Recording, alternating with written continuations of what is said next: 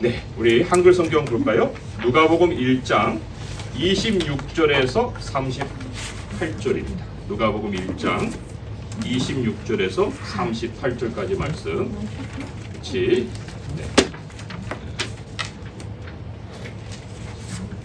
읽어보도록 하겠습니다. 여섯째 달에 천사 가브리엘이 하나님의 보내심을 받아 갈릴리 나사렛이란 동네에 가서 다윗의 자손 요셉이라 하는 사람과 약혼한 처녀에게 이르니 그 처녀의 이름은 마리아라. 그에게 들어가 이르되 은혜를 받은 자여 평안할지어다. 주께서 너와 함께 하시도다 하니 처녀가 그 말을 듣고 놀라 이런 인사가 어찌함인가 생각하며 천사가 이르되 마리아여 무서워하지 말라. 내가 하나님께 은혜를 입었느니라. 보라 내가 잉태하여 아들을 낳으리니 그 이름을 예수라 하라. 그가 큰 자가 되고 지극히 높으신 이의 아들이라 일컬어질 것이요 주 하나님께서 그 조상 다윗의 왕위를 그에게 주시리니 영원히 야곱의 집을 왕으로 다스릴 것이며 그 나라가 무궁하리라. 마리아가 천사에게 말하되 나는 남자를 알지 못하니 어찌 이 일이 있으리까. 천사가 대답하여 이르되 성령이 네게 임하시고 지극히 높으신 이의 능력이 너를 덮으시리니 이러므로 나실 바 거룩한 이는 하나님의 아들이라 일컬어지리라. 보라 내 친족 엘리사벳도 늙어서 아들을 배었느니라. 본래 임신하지 못한다고 알려진 이가 이미 6달이 되었나니 대저 하나님의 모든 말씀은 능치 못하심이 없느니라. 마리아가 이르되 주의 여정이오니 말씀대로 내게 이루어지이다 하매 천사가 떠나가니라. 아멘. 28절도 그렇고 30절도 그렇고 은혜라는 말이 나오죠. 은혜를 받은 자요 또 은혜를 입었느니라 이런 말이 나와요. 이 말을 처음 들은 사람은 노아예요. 노아. 창세기 6장 8절에 그러나 노아는 여호와께 은혜를 입었더라 이렇게 기록이 되어 있죠. 은혜를 입는 거 이게 무슨 뜻일까요? 뭐 은혜를 생각하면 이제 사랑스럽고 따뜻하고 충만하고 풍요롭고 하나님의 손길이 내 삶에 역사하고 뭐 이런 걸 이제 우리가 굉장히 긍정적으로 생각을 할 텐데 천사가 마리아에게 전하는 소식을 가만히 보면은 내가 잉태해서 아들을 낳을 거다. 잉태해서 아들을 낳는다? 그럼 지금 마리아가 어떤 상황이에요?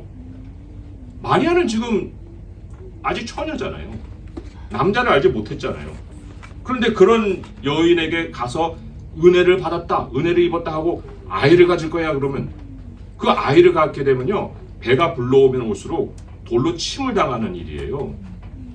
결혼도 확인이 안 된 상황이에요. 이게 은혜예요? 그러니까 소식을 듣는 것으로 끝나는 것이 아니고요. 거기서 아멘 하는 끝나는 것이 아니고 그 다음부터 이어질 두려움의 상황을 생각할 수밖에 없는 거예요. 배가 불러올수록 막 침이 바짝바짝 마를 수 있는 이러한 그 소식을 들은 거죠. 불면증이 걸려도 얼마든지 걸릴 수 있는 이 뉴스를 들었는데 이게 무슨 은혜일까? 만사 형통의 은혜지. 위험을 감수해야 되는 그 일, 그거를 우리가 은혜로 느낍니까? 아니죠. 뭐 선교사로 나가세요. 뭐 선교에 대한 막 뜻을 엄청나게 품고 있었을지라도 선교사로 내가 너를 보내노라 하게 되면 그때부터 이제 막 떨리기 시작하는 거예요. 이게 은혜로 느껴지지 않고 굉장히 두려움으로 느껴질 수도 있는데 그런 정도가 아니고 아예 처녀가 아이를 낳는다 이 소식이라는 거죠. 그러니까 성경이 말하는 은혜를 우리가 조금은 달리 생각해 볼 필요가 있다는 거예요. 그러면 성경이 말하는 은혜는 뭘까? 그것은 한마디로 얘기하면 하나님의 주목을 받는 거예요. 하나님의 주목을 받는 것이다. 내가 힘겹게만 하나님을 찾아 나가야 한다고 하는 것은 은혜가 아니죠. 뭐 그건 누가 은혜라고 하겠어요? 너무 힘든데 내가 모든 걸 해야 되는 일이 뭐 은혜예요? 은혜는 이제 100% 하나님이 주도권을 가지고 행하는 것이 은혜고 하나님의 결정이에요. 그 하나님의 결정에는 내 의지가 속해 있지 않습니다. 내 의지가 반영이 되어 있지 않아요. 여기 로마서 9장 20절에서 23절 보면은 거기 은혜를 잘 풀어서 설명한 거예요. 같이 읽어볼게요. 시작. 이 사람아 내가 누구이기에 감히 하나님께 반문하느냐? 지음을 받은 물건이 지은 자에게 어찌 나를 이같이 만들었느냐 말하겠느냐? 토기장이가 진흙 한 덩어리로 하나는 귀 있을 그릇을 하나는 천이 쓸 그릇을 만들 권한이 없느냐? 만일 하나님이 그의 진노를 보이시고 그의 능력을 알게 하고자 하사 멸하기로 준비된 진노의 그릇을 오래 참으심으로 관용하시고 또한 영광 받기로 예비하신 바 긍휼의 그릇에 대하여 그 영광의 풍성함을 알게 하고자 하셨을지라도 무슨 말을 하리요. 여기서 은혜를 입었다라는 것을 잘 표현해 줄 수 있는 그 용어가 긍휼의 그릇이에요. 긍휼의 그릇. 하나님이 불쌍히 여겨주시는데 그 불쌍히 여겨주심을 담을 그릇이다, 그런 얘기예요.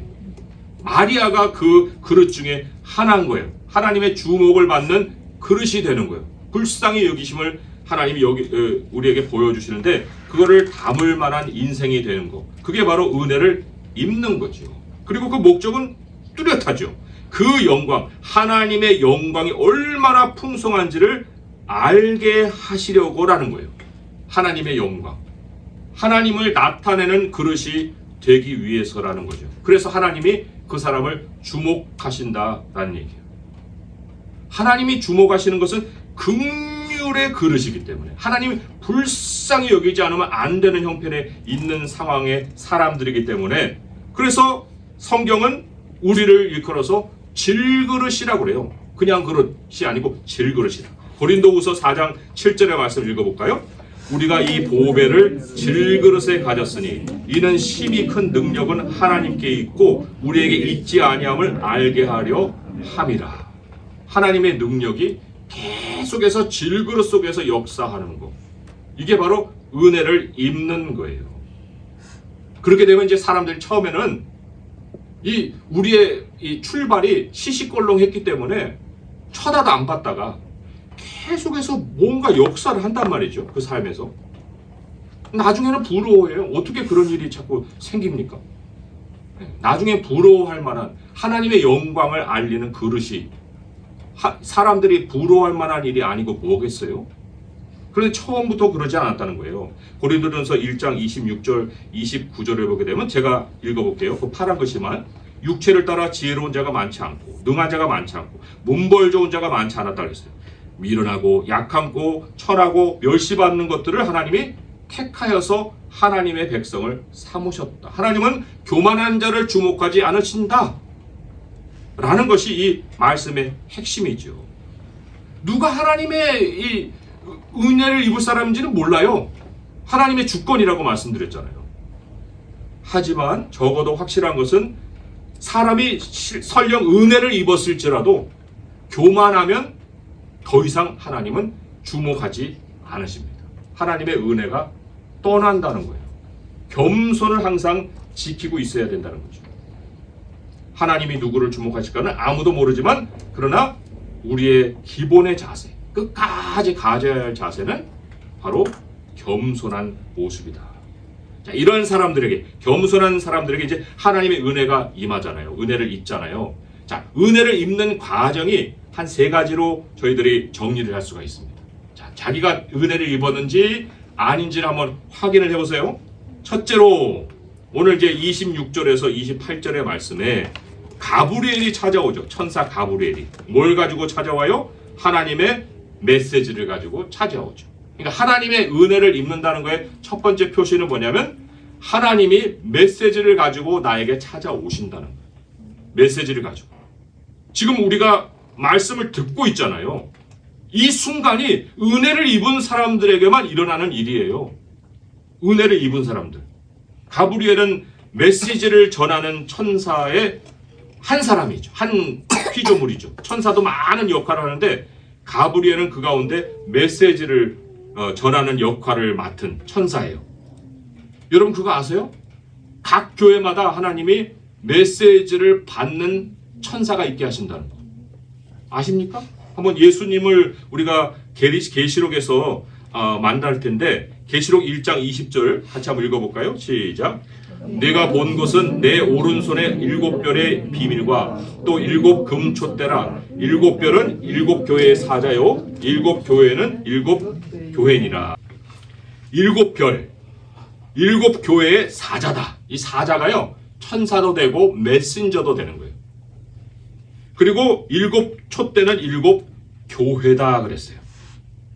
지금 요한이 이제 이 환상을 보고 편지를 쓴단 말이에요. 7교회에. 그래, 그 편지를 누가 받느냐? 여기 요한계시록 2장 1절을 보세요. 읽어볼까요? 시작. 에베소 교회의 사자에게 편지하라. 오른손에 있는 7뼈를 붙잡고 7 금촛대 사이를 거느리시는 이가 이르시되. 사자, 이게 바로 천사예요. 메신저. 교회에 하나님의 말씀을 중간에서 전달하는 천사. 그 천사가 각 교회마다 말씀을 전달한다라는 얘기죠. 이게 바로 하나님이 말씀을 전달하시는 시스템이에요. 우리는 눈에 안 보이죠. 저도 말씀을 준비하면서 제 생각 속에서 뭔가 나오는 것 같이 생각을 할 수가 있죠. 우리 성도님들도 지금 말씀 들을 때 내가 받는 거지, 내가 듣는 거지, 그리고 하나님 목회자를 통해서 전달하시는 말씀을 내가 지금 듣고 있는 거야 라고 생각하겠지만, 그러나 그거는 단계를 하나 뛰어넘는 거예요. 그렇기 전에 뭐가 있냐면 하나님은 각 교회에 메신저를 보내신다는 거예요. 그리고 그 메신저를 통해서 생각을 주장하신다는 겁니다. 그리고 하나님이 각 교회에 전달하고자 하시는 메시지를 듣게 하신다는 거예요. 그러니까 다 교회마다 메시지가 달라요. 똑같을 수가 없어요. 뭐 어떤 교회는 방송 틀어놓고 뭐 전국으로 생방송하는 그런 교회도 있는데 그건 성경적이 아니에요. 각 교회마다, 각 지역마다, 각 삶에 하나님이 전달하시는 메시지가 있고 그 메시지를 받게 하신다는 거예요. 은혜를 입은 자의 그 표시가 바로 하나님의 말씀을 받는 거예요. 듣는 거. 그리고 어떤 때에는 꿈으로도 환상으로도 관계를 통해서도 하나님 메시지를 주십니다. 그게 느껴지는 사람이 은혜를 입는 거예요. 그럼 그 내용은 아직 모르죠. 내용까지는 아직은 우리가 확인을 못하지만 그러나 어쨌든 은혜를 입는 사람은 메시지가 임한다. 자, 둘째로 하나님이 주목하신 자들. 그 주목하신 자들은 메시지를 통해서 하나님의 나라, 예수 그리스도의 나라에 참여하게 초청하십니다. 참여하게 하시는 거예요. 31절에서 33절에 보게 되면 천사가 이제 은혜를 입었느니라 하면서 뭐라고 해요? 네가 잉태하여 아들을 낳을 것이다. 이게 마리아의 역할이에요. 하나님이 마리아에게 하나님의 나라에 참여할 수 있는 부분을 그렇게 구별해 놓으신 거예요. 그럼 마리아에게만 이런 역할이 있을까요? 아니죠. 우리 모든 사람들도 하나님의 말씀을 통해서 하나님이 나를 지금 어디에 참여시키고자 하시는지를 깨닫게 하시는 거예요. 근데 이제 많은 사람들은 그 말씀을 들으면은 이게 내게 득이야? 실이야? 득실을 따지기가 쉬워요. 그래서 득이 되면 내가 하겠다 하고 실이 되게 되면 그거 좀 제가 어려울 것 같아요 하고 이렇게 제쳐두는 이런 상황도 있죠. 하지만 특별한 그 하나님의 메시지가 그 순간에 그 자리에서 전달된다는 거예요. 나에게 그것이 전달된다는 그 사실 자체가 굉장히 특별한 의미가 있는 거기 때문에 내가 거기에서 머리를 돌릴 것이 아니고 이게 왜 나에게 전해졌지?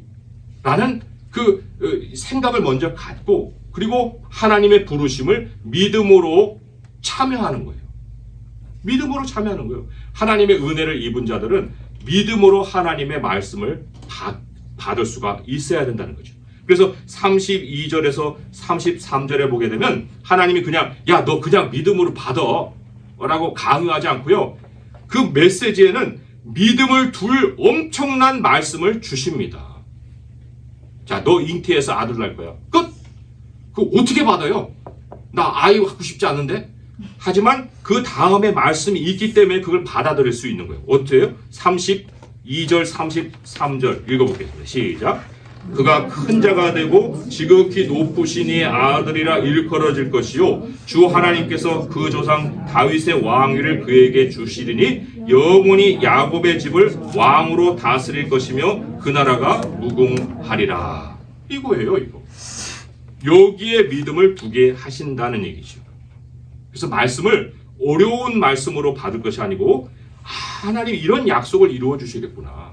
약속의 말씀으로 우리가 받는 것이 바로 믿음으로 받는 거죠. 자, 그럼 마지막으로 세 번째, 하나님의 은혜를 입었다. 이제 메시지도 내게 보여주시고 보내주시고 이제 메시지의 내용도 확인해 주시고 믿음으로 그것을 이제 받을 수 있게 해주시는데 마지막으로 하나님의 주목하신 자가 이제 믿음으로 살아가야 되는데 믿음으로 살 수 있도록 하나님이 해주시는 환경이 있습니다. 그 환경이라는 것이 뭐냐면 은혜의 세계를 그 사람에게 열어주시는 거예요. 은혜를 입었다 하는데 은혜의 세계를 안 열어주시겠어요? 믿음으로 받아들이면 은혜의 세계가 열립니다.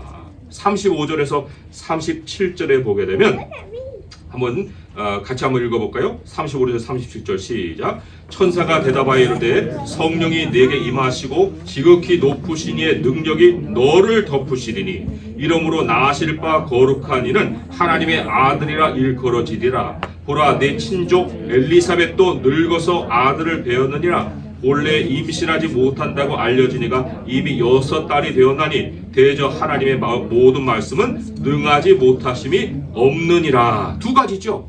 은혜의 세계. 어떤 세계? 첫 번째는 성령이 너의 위에 능력으로 임한다. 네가 그 일을 하는 게 아니고 하나님의 영이 그 일을 해줄 거야 라고 하나님이 약속하시는 거예요. 성령의 세계가 열리는 거예요. 우리는 뭐 성령에 대해서 큰 깨달음이 없을 수도 있어요. 하지만 내가 하나님의 말씀 안에 믿음을 두면 그 다음은 하나님의 영이 인도해 가신다는 거예요. 근데 그것으로 끝이는 것이 아니에요. 여기 엘리사벳의 사건이 있죠. 주변 사람들을 통해서 내 믿음을 더해 주신다는 거예요. 야, 그 사람도 그렇게 되었네. 저 사람도 저렇게 했다고 얘기를 하네. 이런 하나님을 체험한 이야기들이 내 귀에 들려오면서 내가 용기를 가질 수 있게 또 해주시는 거예요. 이게 또 은혜를 하나님이 열어주시는 역사라는 얘기죠. 하나님의 은혜는 말씀으로 찾아오시는데 바로 성탄절에 우리가 예수님을 맞이하는, 그리고 예수님의 태어나심을 기념하는 것, 이게 다른 것을 기념하는 것이 아니고 말씀으로 찾아오신 주님을 기념하는 거예요. 실체 없는 분이 아니고 실체가 있고 우리에게 세세하게 말씀해 주시는 그분을 우리가 맞이한 거예요. 그게 성탄절이에요. 하나님의 주목을 받고 있다는 증거라 그런 얘기죠.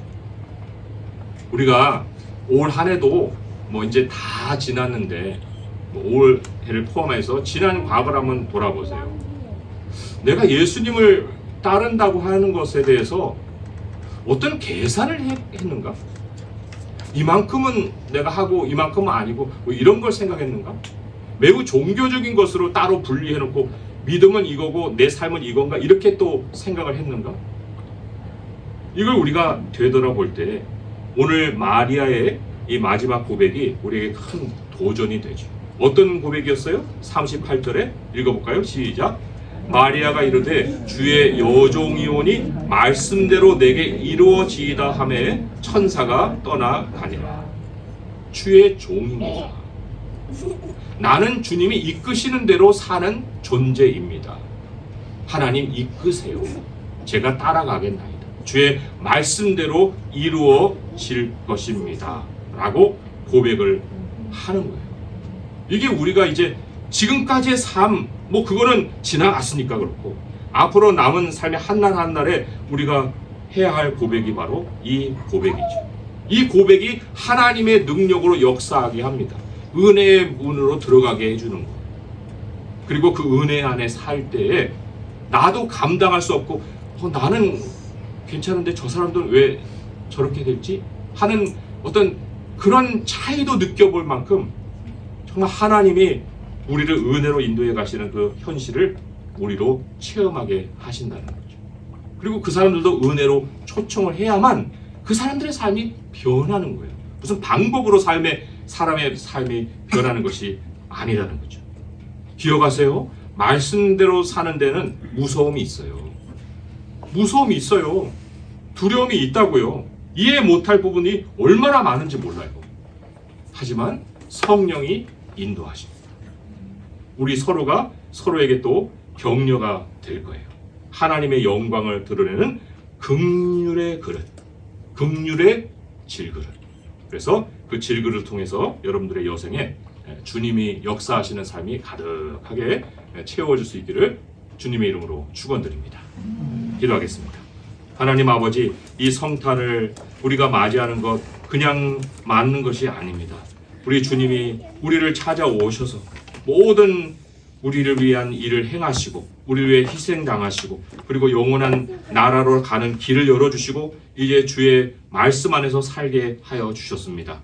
아버지 하나님, 우리는 은혜를 입은 자입니다. 오늘도 말씀을 들으니 얼마나 우리가 은혜를 입은 자인지 하나님께 감사할 따름입니다. 아버지여, 모든 말씀을 믿음으로 받을 수 있도록 큰 약속을 주시는 주님, 우리에게 은혜의 세계를 활짝 열어주셨사오니 이제 이후로 우리 스스로로 살지 않고 하나님의 능력으로 살아가는 하루하루 되게 하여 주옵소서. 우리 주 예수 그리스도의 이름으로 감사하며 기도합니다. 아멘.